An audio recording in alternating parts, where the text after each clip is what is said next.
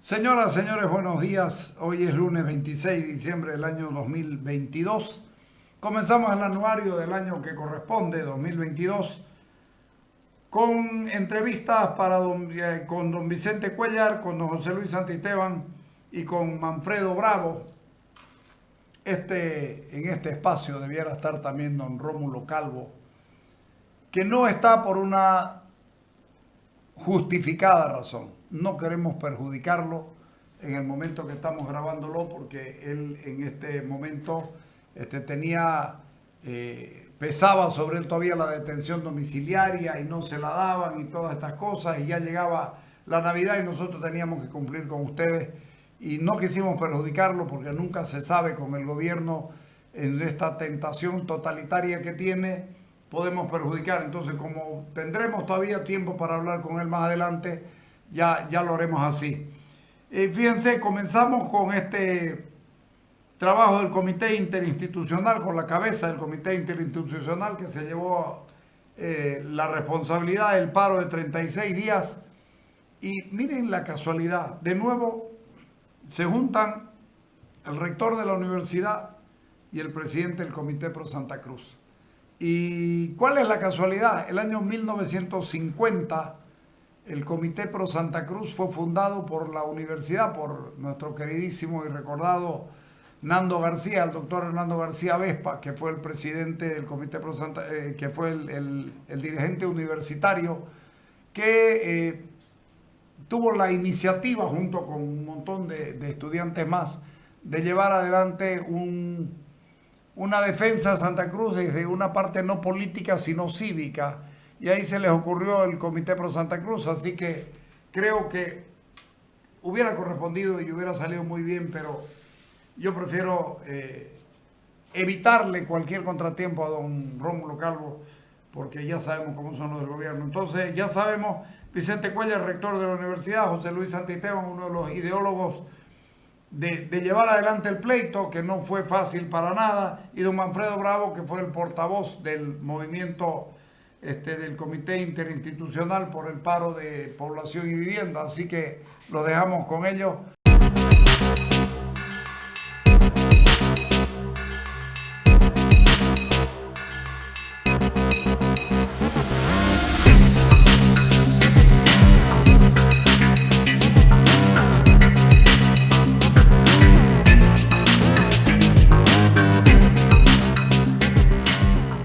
Más allá de lo que ha significado la promulgación de la ley, en realidad todo el recorrido que hemos tenido que transitar para conseguir esa ley ha sido realmente, yo diría, algo que seguramente muy pocas veces se va a ver en esta región, en este departamento.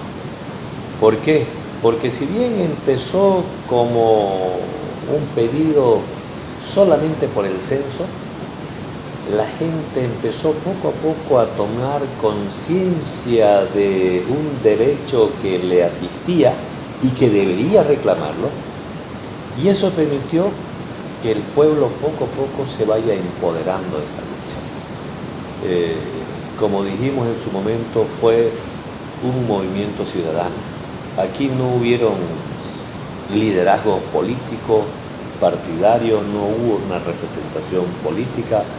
Fue un movimiento ciudadano, pero que de alguna manera fue generando una conciencia colectiva y se empoderó del movimiento. Se empoderó de las calles, se empoderó de su rotonda, se empoderó de su avenida, y eso de repente fue el éxito de nuestra lucha.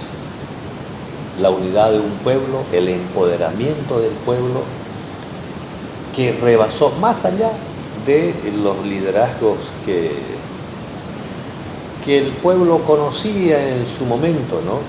Entonces, eso sí realmente es digno de ponderar, la disciplina de los ciudadanos, la tolerancia que se mostró durante los 36 días, y eso a uno le deja con mucha satisfacción, porque creo que este movimiento ciudadano no se va a volver a repetir si es que el gobierno nuevamente no intenta quitarnos lo que por derecho nos corresponde.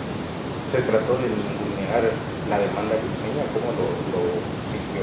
Yo en principio creo que el gobierno hizo una mala lectura, ¿no? Hizo una mala lectura del movimiento, porque pensó que solamente eran 2 o 3 personas o de repente una sola institución que estaba queriendo cobrar protagonismo en este movimiento. Entonces no le dio de repente la importancia que debería dársele. Pero por otro lado, también salió a la luz esa estigmatización que siempre se le da a Santa Cruz cuando empieza a reclamar sus derechos, ¿no? El estigma de que los cruceños son separatistas, que son regionalistas, un montón de adjetivos, con el propósito de ¿qué? De desvirtuar un pedido justo que hacía el pueblo cruceño. Entonces ahí el gobierno se equivocó, se equivocaron los asesores, se equivocaron los políticos y no midieron, ¿no?, la magnitud del problema. Al final, cuando se dieron cuenta, ya el pueblo estaba empoderado de las calles y ya era imposible decirle no al pedido, que al final de cuentas se concretizó con la promulgación de la ley. ¿Cómo fue hacerle frente a un gobierno que intentaba o intentó de todas formas posesionar un discurso político con juegos de palabras frente a una comisión técnica que sabía, de acuerdo a experiencia, cómo realizar un censo? Mire, yo creo que la virtud de nuestro movimiento y del equipo interinstitucional fue seguir una línea institucional. Nunca mezclamos un pedido legítimo del pueblo, una posición institucional con intereses políticos partidarios. Nuestra lucha no tuvo color político partidario. Nuestra lucha fue una lucha ciudadana, institucional, y creo que esa ha sido una de las grandes virtudes que tuvo este comité interinstitucional, de posicionar la importancia del censo no solamente a nivel regional y a nivel nacional. Y obviamente al gobierno le hicimos frente solamente con la verdad y con la unidad de un pueblo. Esa fue de repente nuestra arma efectiva que utilizamos durante estos 36 días. ¿Cómo se sintió usted en los momentos que se tenían las reuniones con el gobierno, cuando le trataban de hacer notar al INE, a los representantes del gobierno, la posibilidad de hacer un censo en el 2023, pero de frente se chocaban con un no rotundo? No puedo yo de repente desconocer que en determinado momento sentimos nosotros una decepción, ¿no? Porque cuando nace el comité interinstitucional, nace con el propósito de coadyuvar para que el censo sea de manera oportuna y de manera transparente. Pero cuando el conflicto va creciendo y uno va a las invitaciones que nos cursó el gobierno para discutir técnicamente una propuesta, ahí sí sentimos una profunda decepción, porque nos dimos cuenta de que no importaban los criterios técnicos, ¿no? Y ellos siempre trataron de hacer prevalecer una postura política. Siempre trataron de hacer prevalecer una consigna política, tratando de desvirtuar una propuesta eminentemente técnica que había sido elaborada con la participación de la universidad y que no tenía otro propósito que solamente llevar adelante un censo transparente para que los resultados sean resultados confiables, idóneos, que nos dé la tranquilidad a todos los ciudadanos. Entonces, en ese momento a veces uno dice, es difícil, ¿no?, discutir contra una pared. Es difícil hacerse entender con personas que no tienen y no entienden razones, solamente actúan por consignas políticas. Ahí uno se siente de repente decepcionado cuando uno ve la realidad de que la clase política, y cuando hablo de clase política hablo de los políticos que coyunturalmente nos gobiernan, no valoran el trabajo técnico que se pudo realizar con la participación de profesionales de la universidad. En algún momento el INE mostró esto que el ministro y el presidente dijo en su momento, censo con consenso, sin discriminación, censo con estándar internacional, es decir, había ese juego de palabras. El INE lo demostró, demostró ese camino, esa ruta que se hablaba, ¿no? Miren, ellos se enamoraron del eslogan censo por consenso, con consenso, ¿no? Pero en realidad yo mencionaba de que por consenso no se puede dejar de cumplir la ley. Por consenso no se puede dejar de cumplir una norma. Entonces ellos, cuando postergaron la realización del censo, estaban incumpliendo un decreto supremo que declaraba de prioridad nacional el censo de población y vivienda, solamente por consenso. Entonces se enamoraron de ese eslogan, pero si uno lo analiza, en realidad lo que estaban diciendo es que por consenso decidieron transgredir la norma. Y eso no es correcto. Y no es correcto, ¿por qué? Porque el Ejecutivo y todos los bolivianos estamos obligados a cumplir la norma, las leyes, la Constitución. Por otro lado, ellos hablaron de que el censo debe llevarse adelante sin discriminación. Seguramente se referían porque en esos meses cuando nosotros queríamos hacer el censo, que era octubre, noviembre, podíamos aceptar, en el mes de noviembre,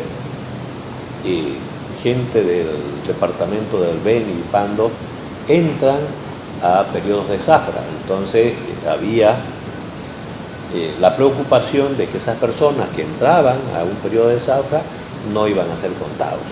Entonces ahí de repente sí podría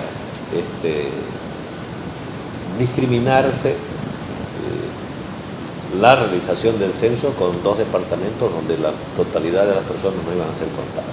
Pero fueron eslogan que utilizó el gobierno tratando, no sé, de enviar un mensaje contra una propuesta que nació en Santa Cruz.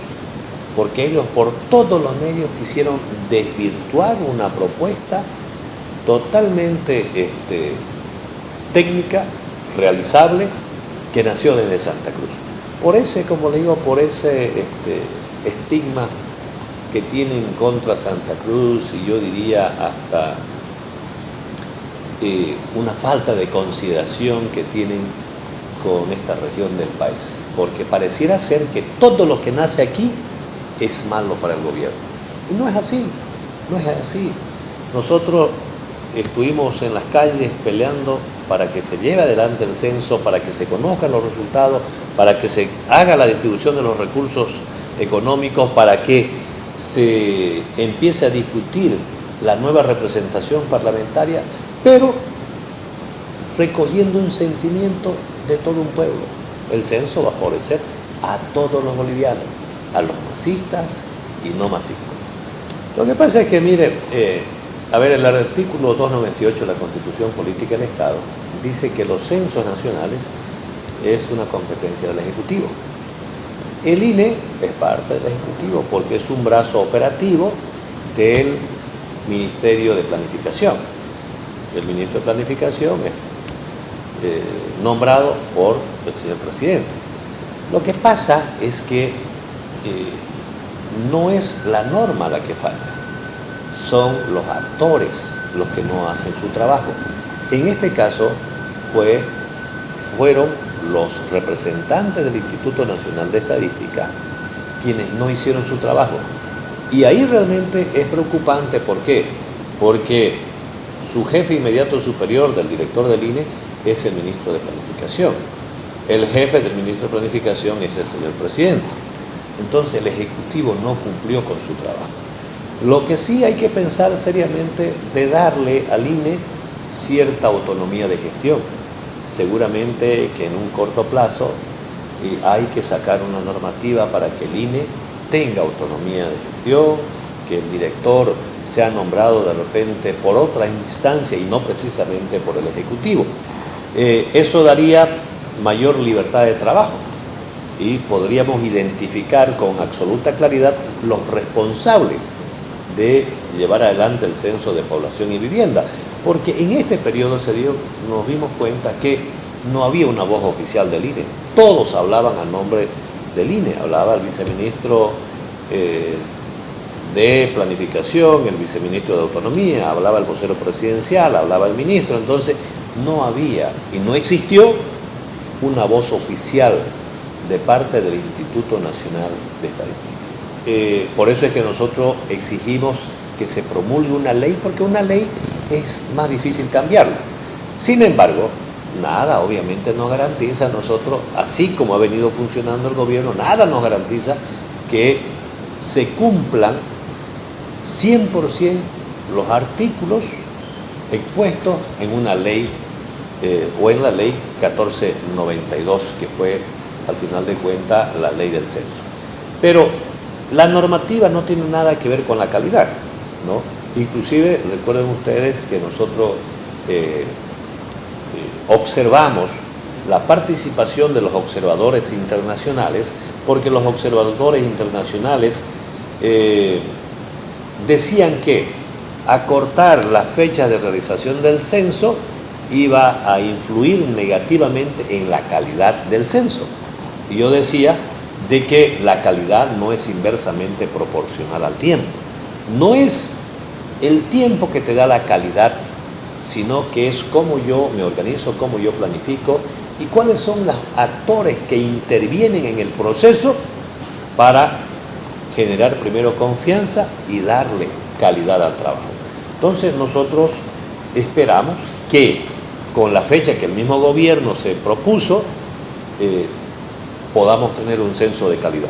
Pero obviamente que no solamente es responsabilidad del gobierno, nosotros ya hemos anunciado públicamente de que el comité técnico del comité interinstitucional, que está conformado principalmente por docentes de la universidad, va a hacer un acompañamiento, va a hacer un seguimiento al trabajo del INE, buscando justamente la calidad que nosotros exigimos. Si tenemos un censo de calidad, creo que los resultados nos van a dejar contentos a todos. No ha habido una lucha en la que el gobierno del MAS no concluya con proceso para los líderes. En esta oportunidad también ha sido así. Su persona está formando parte de una lista de demandas. Mire, esto es curioso, ¿no? Y seguramente hay que estudiarlo en determinado momento. El MAS no sabe gobernar en paz. El MAS se alimenta de los conflictos. Pero, para mala suerte de ellos, este conflicto lo perdieron. Este conflicto lo ganó el pueblo. Entonces, eso debe ser seguramente motivo de un estudio. ¿Por qué? Porque este partido político no puede y no tiene la claridad para gobernar en paz.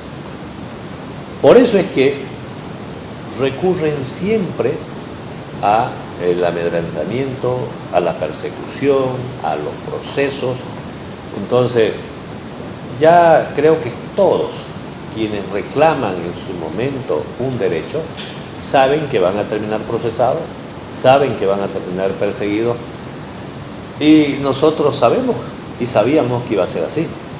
Ahora, obviamente esperamos de que la justicia actúe de manera imparcial. Nadie confía en la justicia. Dice que la justicia está cooptada por el Ejecutivo. En este país no hay una independencia de poderes. Nosotros esperamos que se actúe con imparcialidad. Y si se actúa con imparcialidad, obviamente somos conscientes que no hemos cometido ni un delito. Hemos cumplido solamente un mandato de un cabildo, y el cabildo ha sido reconocido por el mismo órgano electoral. El mismo órgano electoral envió sus veedores, hizo un informe, por lo tanto determinó que el cabildo se ajustaba a lo que establece el artículo 11 de la Constitución Política del Estado y a lo que establecía, ¿no?, la ley 026 del régimen electoral. Cumplimos todos los requisitos, nos encuadramos en las normas. Entonces, ¿cuál es el delito? No hay delito. Se cumplió un mandato de un cabildo y el cabildo está reconocido constitucionalmente. Pero además, el derecho a la protesta está reconocido constitucionalmente. Nadie puede ser amedrentado, perseguido, encarcelado por expresar algo diferente a lo que piensa el gobierno o por reclamar los derechos que por ley le corresponden.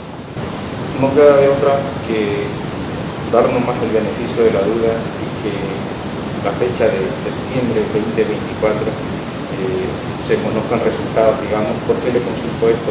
Porque si bien hay una ley que está supeditada a la realización del censo, ¿no?, para poder tener los resultados. Es decir, esperaremos nomás pacientemente a que esto suceda. Evidentemente que nosotros, yo decía hace un momento, vamos a hacer un acompañamiento al trabajo del INE.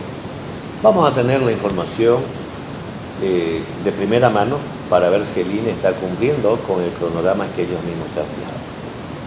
Y ahí nosotros seguramente vamos a tener o vamos a hacer conocer una voz de alerta si es que el INE no está cumpliendo con el programa.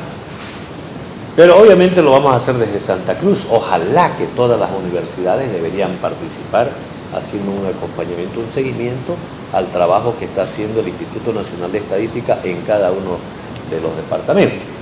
Vamos a esperar, pero sería catastrófico para el gobierno si es que no cumple con la ley. Sería catastrófico para el gobierno, porque ahí sí el conflicto no solamente sería en esta región del país, ahí sí el conflicto sería a nivel nacional. ¿Por qué?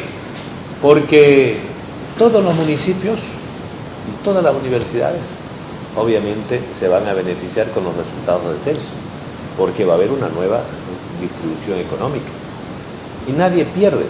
No todos van a recibir en la misma proporción, es cierto, pero todos al final van a ganar.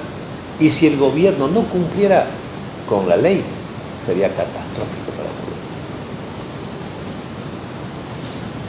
Le agradezco.